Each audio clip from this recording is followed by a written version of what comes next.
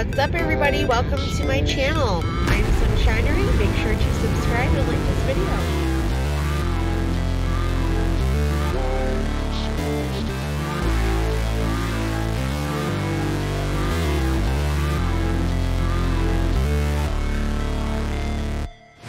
Never break, always fight, never quit, do it right, play the game. What's up, everybody? Welcome back to my channel. So we are here to talk about Ariana Madix, the girl that isn't ready to forgive or forget. And you know what? I don't blame her at all. So she recently just did a LA Times article. So we had Tom, who did his New York Times article, and Ariana, who did her LA Times article. So we are going to go over in detail and read all about it. So make sure to like this video. And if you are over here watching it on Rumble, thank you so much for supporting me. I'm waiting to hear back still from YouTube what the hell is going on. We are past the 10-day mark. Like I said before to a couple of my friends, I don't know if it's 10 business days or 10 days total, but we're past the 10 days now. So what the fuck is going on? So I will let you all know about what is going on there and keep you all posted. If you are seeing this on YouTube, that means everything has been cleared up, and I am so happy to have you here. Make sure to like this video and subscribe to my channel. All right, let's get into it. So the article begins with New York. At the end of the musical Chicago, Roxy Hart, a chorus girl who has been charged with murdering her lover, is declared not guilty.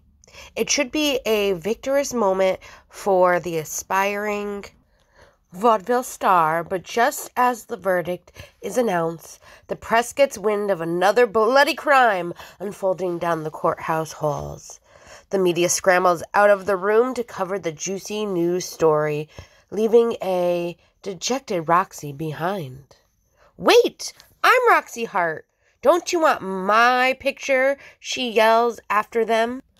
Alone with just her lawyer, where are all the reporters, photographers, the publicity? Watching Ariana deliver these lines on a Broadway stage feels particularly poignant given the tabloid scandal she's lived through. Yeah, but she didn't murder her lover or ex-lover. I mean, I kind of see the similarities, but she didn't murder her lover. It continues with, it has now been 1 year since Madix learned that her longtime boyfriend was cheating on her with a close friend. The revelation, like much of her 9-year relationship with her ex, Tom Sandoval, played out on the reality show Vanderpump Rules, where the two began dating while working as bartenders at a West Hollywood restaurant. Oh, we know. Sir, baby. Madix has been one of the less sensual members of the cast, a go-along-to-get-along type without the prick-me energy that dominated the group. Cameras followed her castmates as they got arrested, they were booted from work for public intoxications, tried to become a pop star, and got engaged to much older movie producers. In contrast, she and Sandoval appear to be fairly stable. The Valley Village home they purchased together back in 2019, serving as a gathering spot for their often troubled friends. But when Scandoval, the name Bravo fans assigned the cheating affair, became publicly known in March of 2023, Madix went from an average Jane on a decently popular reality show to the people's heroines. I mean, it's just interesting seeing her life for as long as we have go from what we saw to where she is now, and having to pick up those pieces from a 9-year relationship we all saw on camera, and what she's going to do now for her life is just interesting to see. And yeah, we're cheering for her. Did we ever think that she would be the person that her boyfriend cheated on her with somebody else? No.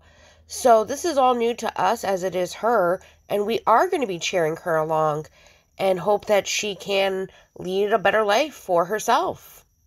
Season 10 of the series which had wrapped filming months prior, was already airing, but production made the unprecedented decision to pick up cameras to capture the drama.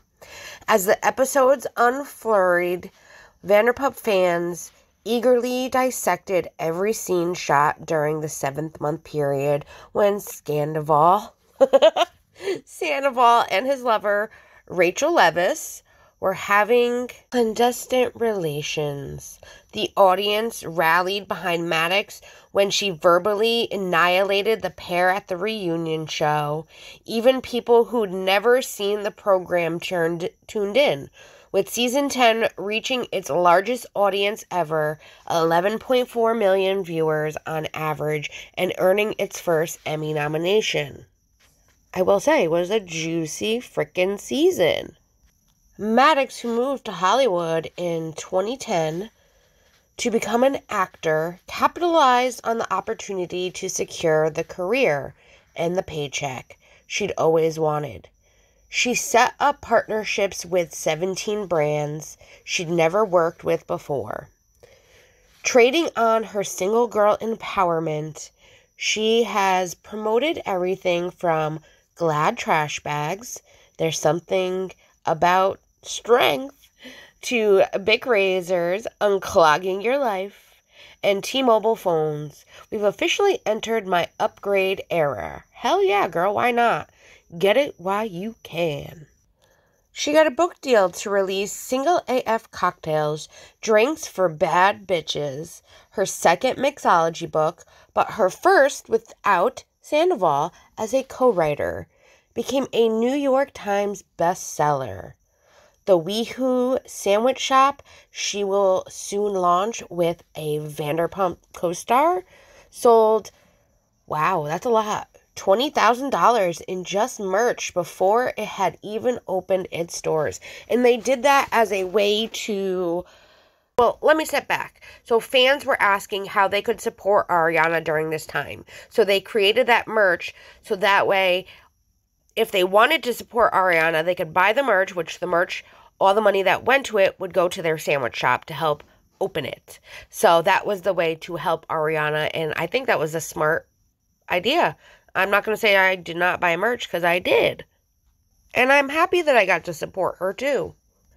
She was invited to the White House Correspondents' Dinner, was cast in a Lifetime movie, served as a guest host on the dating series Love Island, and finished in 3rd place on Dancing with the Stars.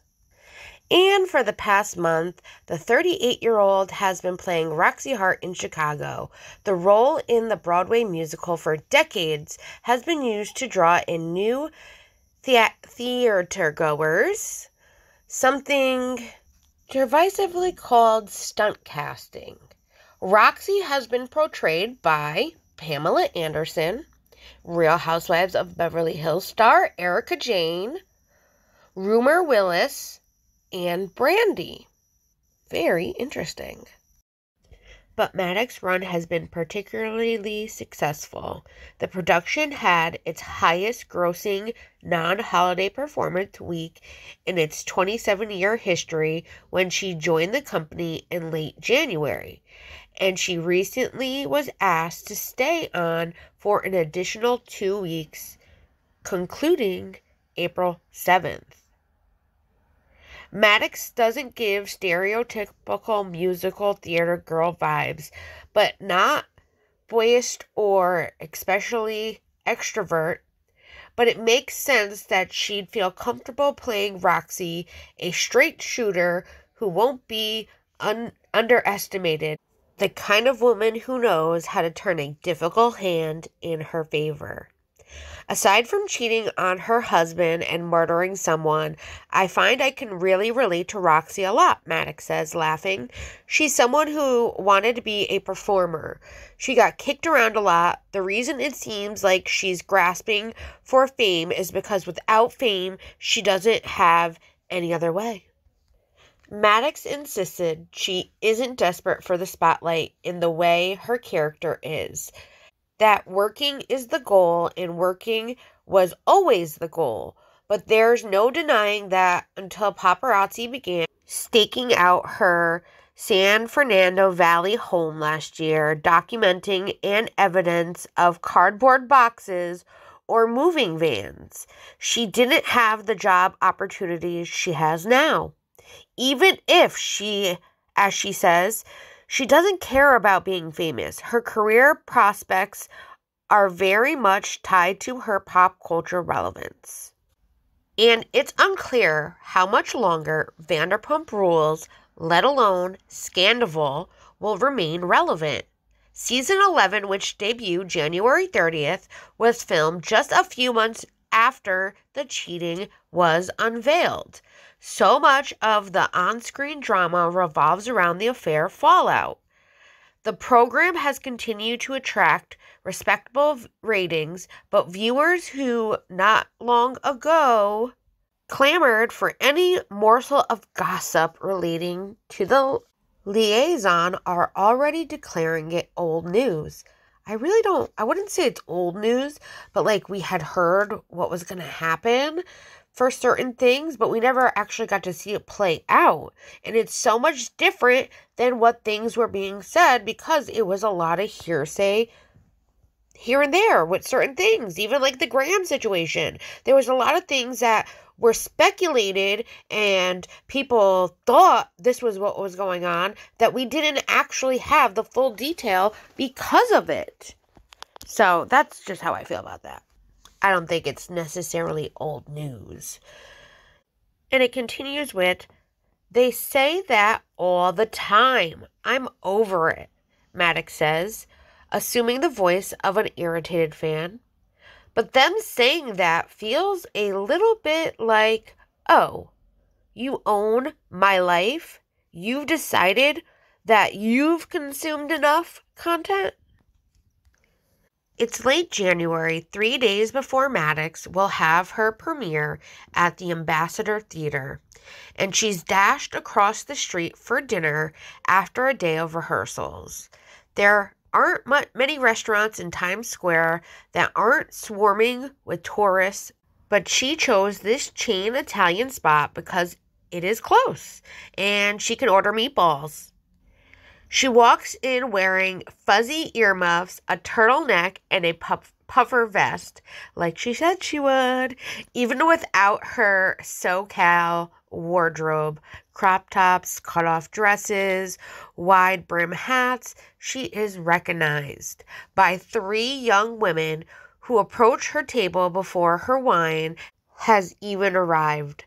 One girl apologized profusely for interrupting, shares that she was rooting for Madix on Dancing with the Stars, and then continues to say sorry before backing away timidly. Aw.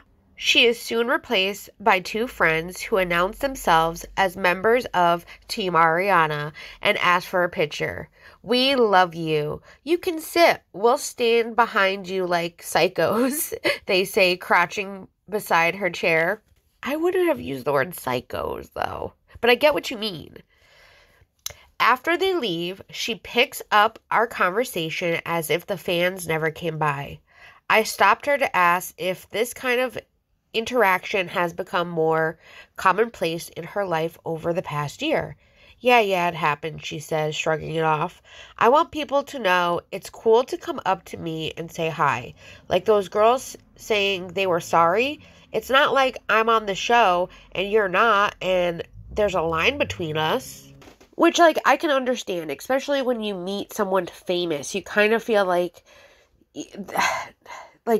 you have to ask permission. Like, what you should be asking permission to touch anybody in that sense. Like, even if it's giving them a hug, things like that. Like, any stranger, that's what should happen. So, but it's like an overwhelming feeling. And I know a lot of you have met people that you have looked up to and are famous, and you might know what feeling I'm talking about, but it's like, it's asking for permission, it's being nice, and some people are just a little timid, some people are in shock, some people just don't know what to say.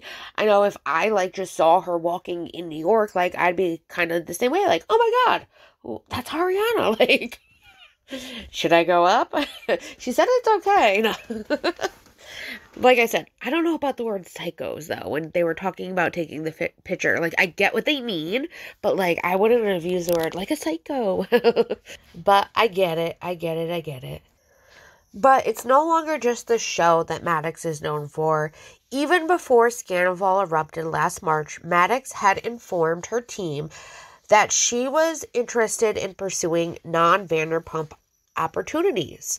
In addition to her portion of the mortgage of the $2 million Valley Village home, she was investing heavily in the sandwich shop. Something about her with castmate Katie Maloney. I was like, I'm not okay, she recalls telling her representatives. When she and Sandoval broke up, she was petrified about the financial situation. There's no one here about to bail me out. I don't have rich parents. I don't have an inheritance from anyone who passed. Mere days after TMZ broke the news about the cheating scandal, Madix's friends were receiving DMs from companies looking to get in touch with her. Madix had temporarily deactivated her social media accounts in the wake of the split, which we all know. They were pinging us like, hey, we want to give her these things, says Meredith Brace Sloth, who has been friends with Madix since college. Airbnb was like, oh, we'll give her a house, and someone wanted to send her a grocery gift card. Which I will say, it wasn't just these people. A lot of other people then started reaching out after that. There were people that I know were making the shirts that said Team Ariana, and they wanted to help raise money for her sandwich shop. It was an IG account. They actually did get in contact. I forgot who they got in contact with, but Ariana said, don't worry about the money. Just donate it to it was a certain charity in her area in LA for teens of, what was it? I know it was like teens that were going through mental health crisis and struggling with either transition or just going through life in general. So it was a great charity, and I know that they donated the money, and a lot of people were trying to reach out to her. I do know that for a fact. Sloss referred any outreach to Madix's manager, Kashra Ajar, I believe, who had been working with the aspiring actor since 2011, 2 years before she appeared on Vanderpump Rules. Look at that. Ariana has always been somebody fans loved and saw themselves in, so I was not surprised that brands wanted to work with her. I was surprised by the number of brands that showed up, almost on like day 2, her manager says. It was a pressure cooker, but it was so exciting. Every day you woke up and didn't know what was going to come. I can only imagine. And I know, like, especially in this day and age, and it's great to see, like, just through the years, like, in generations, how much social media has become such, like, an intricate part of, like, everyday life, and just, like, the brands, and just, like, wanting to push it on these influencers and actresses and reality show people. It's insane. But I can see why, because they're in the spotlight, and their whole profile, everybody is looking to go see what's going on. And it's like, why not? Why not? People aren't watching TV. People aren't yeah, they're streaming. They still have ads on YouTube, all of that. But why not push these? It's incredible to see. It's incredible. I know I'm an ambassador for a couple companies, and it really does help. So it's great that we can do this nowadays. But it's also like she is learning as she goes. We're all learning as we go, because this was nothing like our grandparents' time or my mom and dad's time. Like, that's not how advertising and like commercial things like that worked. It's so different nowadays. Okay, enough of my little tangent. Madix was thrilled by the offers, but admits she also felt almost obligated to accept the majority of them, given due to her bank statements, which I don't blame her. Make your money, honey. I do not blame you one bit. If you are going to work your ass off, work your fucking ass off. And that's also getting your mind off things, too. I see why you did it, girl. I would have done the same thing. She said, my team would be like, this is a really great offer from Bic. Look at it. And I'd say, it's a fantastic offer. But even if it wasn't, I'm not in a position to say no right now because I have to make myself financially stable from now until Kingdom Come. It's been an incredible hustle with Madix turning a personal tragedy into a reported $1 million payday. Asked to comment on the accuracy of this figure, she says is in the midst of filing her taxes and hasn't yet calculated her 2023 income, which makes sense. I understand. But you can ballpark it for us.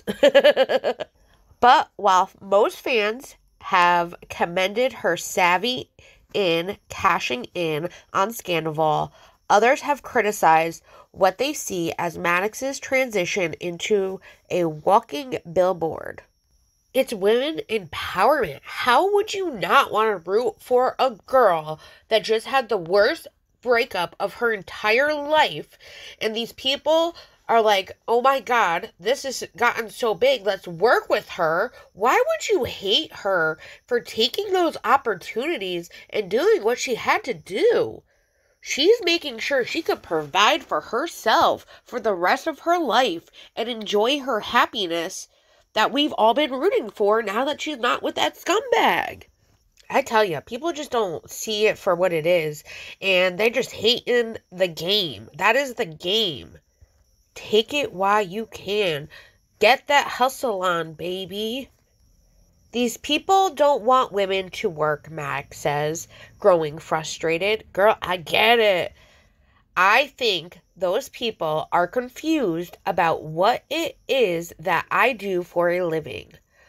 Those are acting jobs. I do the same job I have done for many years. I'm just working more. And that's why I signed up for Vanderpump Rules in the first place, to work more. You tell him, baby girl. Madix has never known anything other than work. Her great-grandmother was an employee at a bank until she was 90. OMG.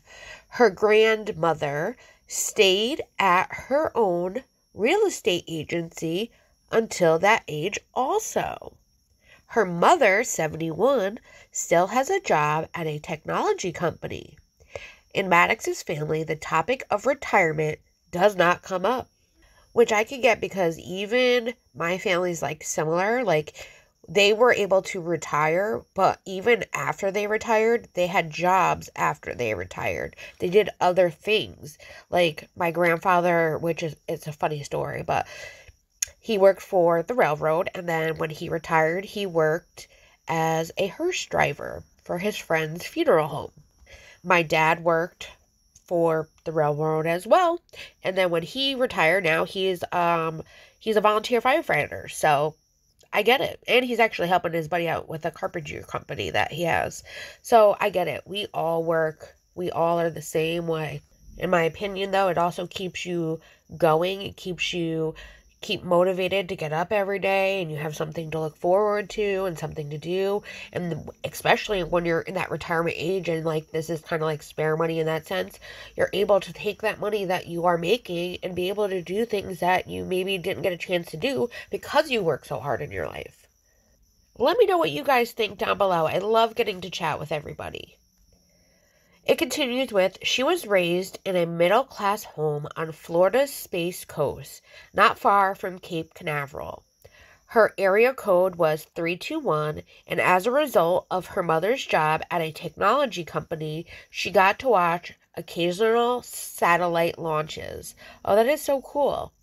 Her father, who died of a heart attack back in 2013, was a commercial roofer contractor whose projects include building pavilions outside the rides at Universal Studios. That is so cool. I love that we're getting to learn a little bit about her past and like her family. Madix wanted to be an actor and pleaded with her parents to attend a conservatory theater program after high school. They insisted she get a liberal arts degree so she could enroll at Flagler College, a private institute about 2 hours north of her home. She studied theater and broadcast journalism, but never landed major roles in the program's productions, according to Sloss. Our department was, folks were a little bit homely, so they were already intimidated by Ariana because she came in looking like a leading lady, Sloss says. She was kind of obscured. The two became friends freshman year while auditioning to be characters at Disney World. Oh my God! Because you have to be fur before you do face, Madix explained. She initially played both Chip and Dale before working the princess circuit as Ariel, Cinderella, and Sleeping Beauty. Oh my God, she just made my dreams come true.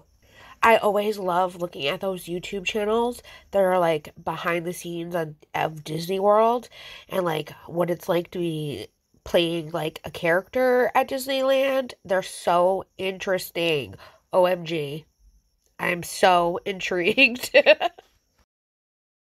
After graduation, she moved to New York and then LA to pursue acting. In between auditions, she worked as a bartender at Villa Blanca, the now defunct Beverly Hills restaurant owned by Lisa Vanderpump, then starring in The Real Housewives of Beverly Hills. In 2013, Bravo decided to give Vanderpump a spin-off centered on a different establishment she owned, the WeHo Lounge Sir. Madix, blonde and fiercey, but with the heart of a peacekeeper, was transferred from Villa Blanca to Sir so she could join the show. She had qualms about how being on reality television could affect her career, but her acting teacher, Leslie Kahn, urged her to jump on the opportunity.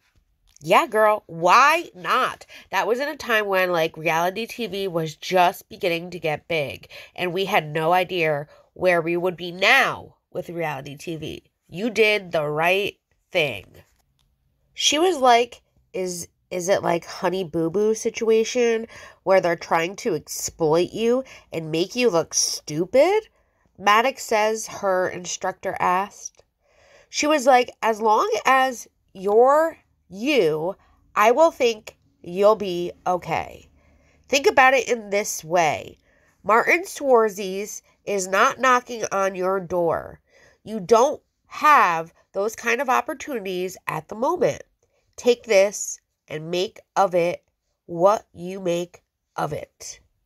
Exactly. Live life to the fullest while you can. If that was the only opportunity knocking and you didn't have anything else, take it. Take it, take it, take it. That was such a good motivational speech from her. What was it? Her instructor. Still, her friends worried. Sloss expressed concern that maybe her being associated with a reality show could be considered frivolous or surface level, which I have heard that in the past, but look at all these people that have ever been on reality TV. They've actually done other things. They've made other things of themselves. I mean, there's a few of them that just, only did reality TV, but the ones that were big and bright were able to do other things and succeed wherever they wanted. They put the work and time into it, and that's what Ariana has done. Plenty of established actors have gone on to appear on reality television shows, but the pipeline doesn't flow as strong in the other direction. And Madix did not end up doing many outside acting gigs during her decade-long stint on Vanderpump Rules. She appeared in rapper Young Gravy's music video, did an episode of the Charlie Sheen sitcom Anger Management, and had a supporting role in a Michael Madsen movie called Dirty Dealing 3D that was never released in theaters. I was going to say, I don't think I've ever heard of that, but I have seen all the other things she's done, along with all the other Vanderpump Rules people. Like Tom Schwartz's modeling career, I have so many photos of his modeling shoots that he's done. So I mean, I have a lot from all of them, but it's like crazy. Like Rachel did like wedding dresses. The designer that she walked the New York runway show for, she actually did wedding dresses, like a photography shoot for them a while back. So I have a lot of those. If you ever want to see those, guys, let me know down below. I will do like a before Vanderpump Rules, or like during Vanderpump Rules, this is what else they did kind of a series. That would be cool. Ooh, ideas. Let me know what you think. Which members, that would be great for you too. And maybe I'll do that like as a member exclusive. I know I'm doing the book as a member exclusive, so if you've not joined my membership on YouTube, once YouTube has fixed everything, you could also join my locals, which is part of Rumble. I am going to start that up as well, where I will be bringing you her whole book. We're going to make some recipes and drinks together and go over the book and see how great it is. But anyways, it continues with, my hat has been in the ring since the dawn of time, if anyone ever wanted to express interest, Madix says of her approach to acting while on Vanderpump. I remember being 26 and moving to LA and meeting with the agents who told me I was too old to be a developmental client for them. So after a while, I thought, okay, well, I'll focus more on opportunities that are in front of me. Maybe my path is different than the one I initially wanted, but it's still great. I 100% agree. It was only when she got Dancing with the Stars post Scandoval that she started to feel like her luck might be changing.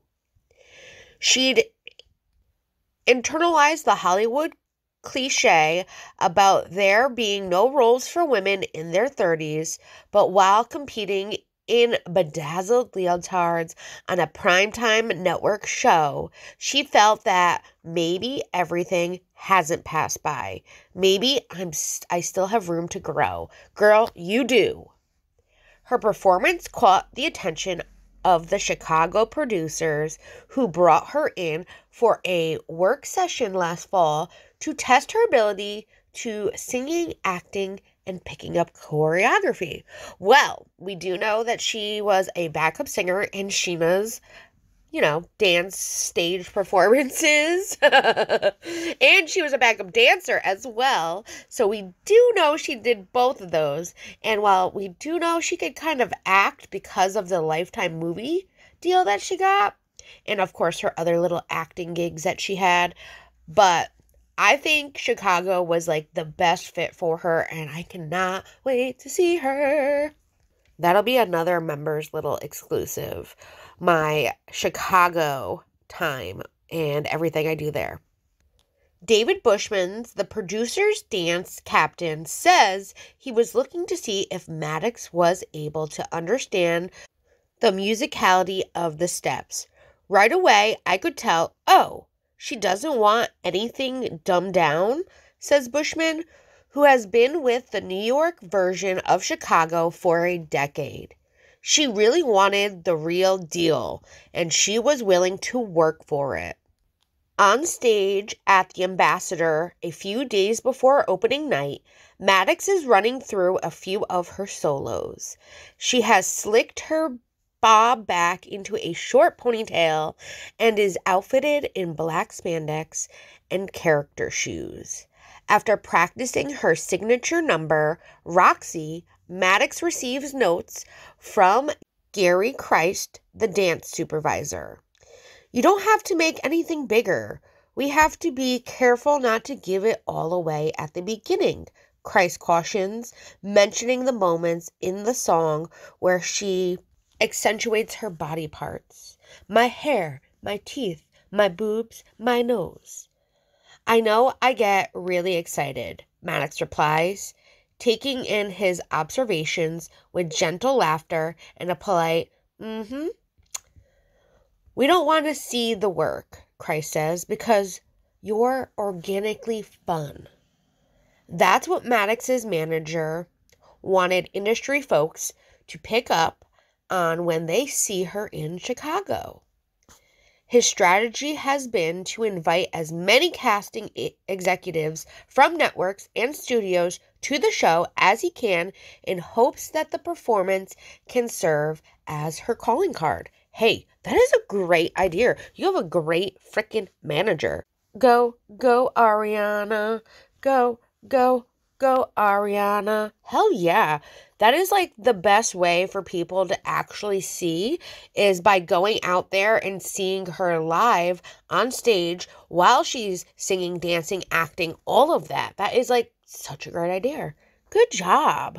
That's also not, well, that's up to the management, but that's not cheap either.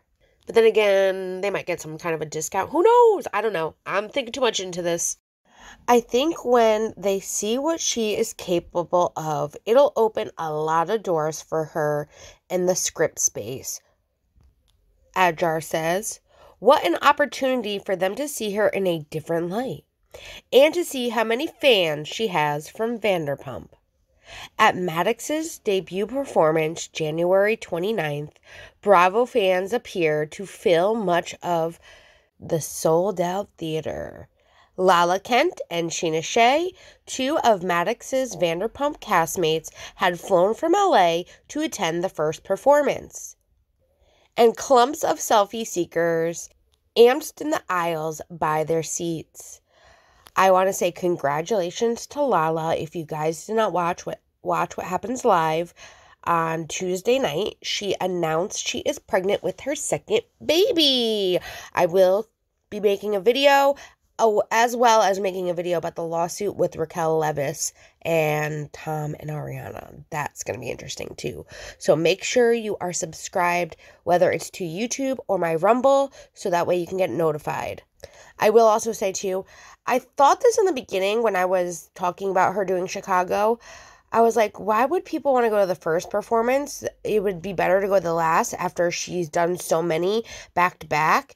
The first one's like, yeah, it's the debut, but it's like, it's her warm-up performance to get ready for all these other performances. Her last performance is going to be the best. So I do hope that they attend that as well.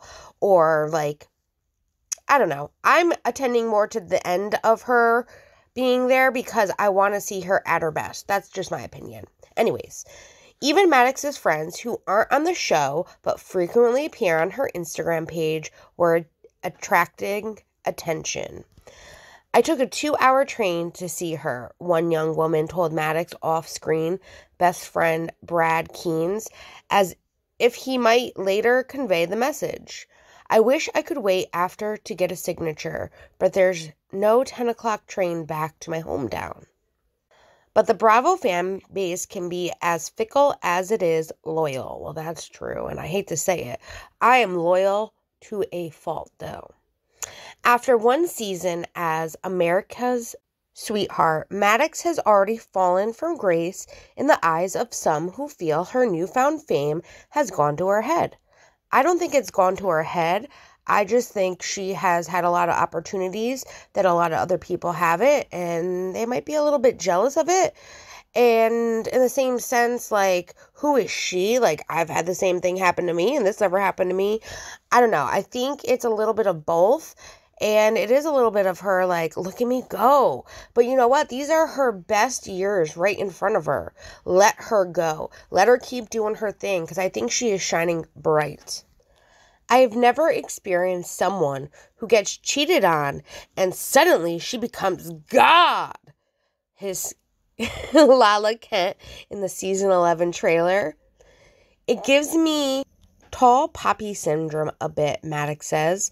The tallest poppy has to get cut down. There's a lot of eyes on me, so it's like, let's cut this girl down to size. I do agree with that statement. I feel like I'm working, living, and being pretty effing quiet about everything, she adds, a touch defensively, while also putting my life back together and trying to find a way to set myself up for a decent life as a middle-aged woman who now has to take everything on herself. Very true. Over the course of our 3 hours of conversation, money comes up repeatedly, specifically her fear about not having it. There was a time during her first year in LA when she lived out of her car. She still feels like it was fucking yesterday, a phrase she utters with such intensity you start to visualize the fogged up windows, a sleeping bag rolled up in the back seat. She doesn't ever want to go back there and has a real desire to create generational wealth for her family. She would like to be able to move her mom out to California to be close to her and her brother. And as much as she wants to believe she is taking the next step in her career, Madix hasn't allowed herself to even visualize life after Vanderpump Rules.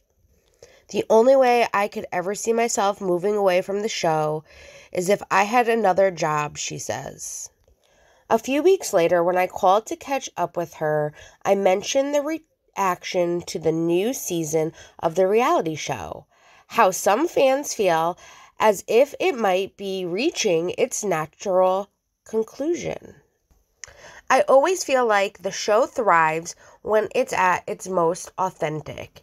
And if it feels like everyone's story have been told, I certainly don't think it would be wise to just try to drum things up to keep it going, she says. But she can't imagine Bravo pulling the plug when the show's ratings are strong. And even while 3,000 miles away from the cameras and her ex-boyfriend, Madix still finds herself attracted to the drama of it all, including Scandoval's trivials. Well, I mean, he keeps saying a lot of weird fucking shit. The 40-year-old has been largely unable to find an effective way to market his villain error. He appeared on Special Forces, World's Toughest Test, a Fox show where celebrities endure grueling military-grade training, but did not make it to the finale. He started a podcast that has not found an audience, not even in me, and earlier this month, he issued an apology after saying it in a New York Times Magazine cover, which we know because we covered it here, that the O.J. Simpson thing and George Floyd were a little bit the same as Scandoval. Now, when you say it like that, that makes it sound even worse than what it really sounded like. Anyways, I was just blown away by how anyone could say something so awful, Madix says. She also was disturbed by the article's claims that after he made those remarks in his initial interview, Bravo intervened to restrict further access to him. Well, yeah, look at what he said. Like I said, I can see where he was, like, comprehending it in this, like, the scheme of things. Like, when everyone watched the O.J. Simpson trial, everyone was so invested in it. When the George Floyd thing happened, everyone was so invested in it. Watching the different protests, watching everything that happened unfold, people raiding stores, all of that. But Scandoval, yes, had the interest of the public, but it was nothing like those two events. Those two events were catastrophic. They were two people that had passed away due to tragedy. And Scandoval, no one passed away due to tragedy. Which, thankfully, that's a good thing. Knock on wood. Because, God forbid, I really don't want anything to happen to anyone. Like, that is, like, who I am inside. My heart does not want anything to happen to any of them. And I understand mental health, and I understand the struggles, and I understand getting yourself to a better spot. But anyways, it was interesting how much Bravo was trying to cover for him, she says. When I responded that it seemed like standard practice for a network publicity department, she disagreed. Are they doing that right now with me and you? She asked rhetorically, alluding to the fact that no one has stepped in mid-story to monitor our interviews or text exchanges. Dun dun dun. That's what it seems. When Madix returns to LA in April, she is likely to move back into the house she and Sandoval still co-own. The property has been its own source of tabloid drama. Neither party wants to leave, so both have continued to live there while ignoring each other, communicating exclusively via third parties such as friends and assistants. They each put $250,000 down to buy the home, and post-split, Sandoval has stated he desires to buy Madix out. She says he sent her a letter of intent stating he would give her $600,000 for her portion based on a valuation of $3.1 million. No formal offer was made. He didn't get an appraisal, she says. That's the biggest part, is getting an appraisal. We know that the house is worth more. You're trying to give her only double what she paid, though the house is definitely maybe like $4 million now. I'm exaggerating, but I could go on Zillow and we can break these numbers down if we really wanted to. I just think that $600,000 is not really where it's at. It needs to be like maybe $1 million, if that, if not more. But anyways, in January, she filed a suit asking the LA County Superior Court to approve a partition by sale, which would force the couple to sell the 5-bedroom property and split the proceeds. Sandoval responded to the request this month, claiming Madix needs to repay a $90,000 loan before they moved forward. Which I do have the first set of paperwork that Madix put out. I do have the second set, and I'm going to include that in another video for you guys, so that way we can all stay up to speed with this as it's happening. But with like all the YouTube issues, honestly, I put it to the side because I've been waiting to post it on YouTube for you guys. But I'm just going to make a video. I'm going to post it on my Rumble. And when YouTube figure out all this bullshit, then I can post it for you guys there as well. Remaining attached to her ex in this way and to the entire Scandoval is difficult for Madix, especially during the months she's been in Chicago, trying to ignore so many other negative narratives. Stunt casting, being a leading lady at 38, the clock ticking on her 15 minutes. She grappled with her identity as a reality star for a long time, unwittingly absorbing the notion that if you were in the profession, you hadn't done anything with your life. You were beneath everything. It was only recently when a friend pointed out that she'd amassed 10 years of on-camera experience, more than most actors get in their entire career, that her perspective started to shift. So she has no time for those who say she's being rewarded for Scandoval. She won't be reduced to a passive participant in my own life. Yes, go girl. I've had eyeballs on me that were not on me before, that gave me an inch, and I said, okay, let me prove to you that I can do the mile. I can run this marathon because it's what I've been preparing for this whole time. Which this is the end of the LA Times article. And I do want to say, you go and get 'em, girl. And she's absolutely right.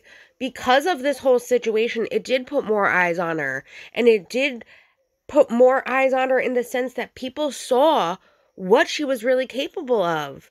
And that she, yes, was booming at that time like any kind of influencer celebrity would. And that was a great opportunity to work with her. But that's also her time to be like, I know I'm a great opportunity right this second, but I have all this skill as well that I could be an opportunity for a lifetime. Look at me go. Look at what I have to offer. This ain't it. I got a whole lot more. I think that is a great perspective to have in any profession that you're in, and it's a great positive attitude, and I love to see that she has that, because it does break my heart, all the mental health struggles she goes through, because it touches so close to home with a lot of things that I've struggled with. And I know when she says living out her car and sleeping in the back seat, how difficult of a time that was and how she'll never want to be there ever again. I could picture it in my head because I've been there. And it's not where anyone wants to be. So to want to thrive and want more for yourself is never a bad thing. And I think the people that are upset that she is thriving are not upset that she's thriving. They're just a little jealous that she had this opportunity and maybe they never did. And it's something you got to look deep inside yourself. And you got to start being more positive about yourself and what you are doing. And like Ariana says, if they give you an inch, you take that mile. You show them you can run a marathon. You show them what you can do. And that's all it takes. And with positive people like this and positive mindset, our world can become a better place too. But that's a whole nother subject for a whole nother day. Anyways, enough of my ranting. I know you guys love my ranting, and I love it too. I want to, though, hear what you guys have to say. I love getting to chat with you. I love getting to hear what you all have to say. I cannot wait to go live with you. Whether it's going to be on Rumble or YouTube, I'm going to go live because we have so much to talk about. So many things have happened. So many new things have happened, and we need to catch up. So make sure you are subscribed here, whether it is on Rumble or YouTube, and make sure you have your notifications on so that way you can get notified when I go live or post a video.